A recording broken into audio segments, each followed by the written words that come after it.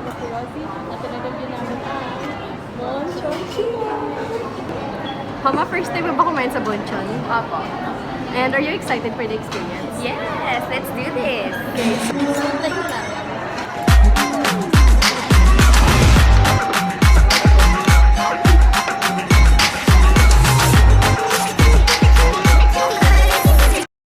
What do you think about the food? Ikaw muna, Homa.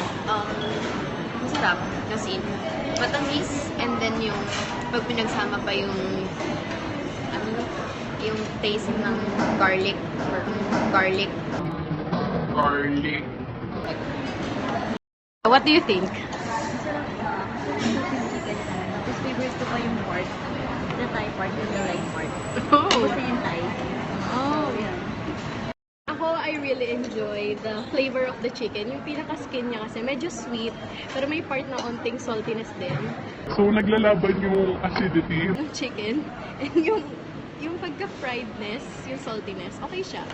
So, girls, anong review nyo? Yung number muna. For me, it's 9 out of 10. Ikaw, Homa.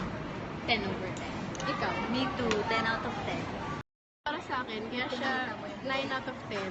Kasi yung flavor naman okay siya eh. Perfect na. Yung one fact lang talaga na may nakita akong hair dun sa plate ko, medyo nakaka-turn pa sa diner. Pero all in all yung flavors, okay siya, okay siya. I love it. So papakita ko sa clip na to yung part na may hair talaga. Dito sa part na to, makikita niyo yung may buhok sa chicken. Medyo nakaka-disappoint talaga sa diner. Pero masarap talaga siya, worth it sa price. No, magkano yung price nito? 155 pesos. 155 lang and very worth it na oh. Out of 10. Sabi ko nga, yung sweetness niya. And then, recommend ko sa mga estudyante. Kasi, masarap talaga itong chicken na to. And I know, talaga magugustuhan nila ito kasi tama lang yung sweetness tsaka yung saltiness. Kaya, solid. You enjoyed our Bonchon experience.